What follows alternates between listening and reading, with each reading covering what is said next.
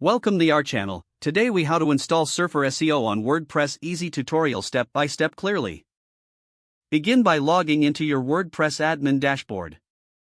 Locate the left-hand menu and hover over the plugins option. Click on Add New from the drop-down menu.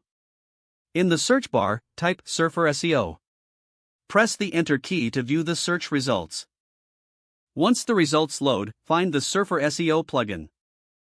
Click the Install Now button next to the plugin. Wait for the installation process to complete. Once installed, the button will change to Activate. Click the Activate button to enable the plugin. After activation, you'll see a new Surfer SEO option in the left-hand menu. Click on the Surfer SEO link to access the settings. You may be prompted to connect your Surfer account.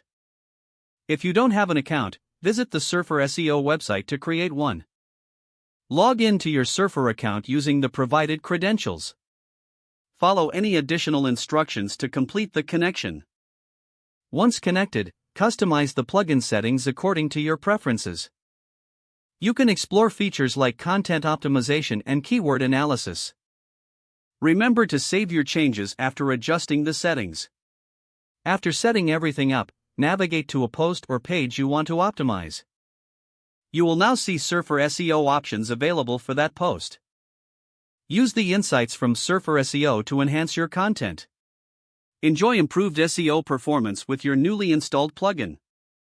If the page does not load, refresh the browser or try again in a private or incognito window.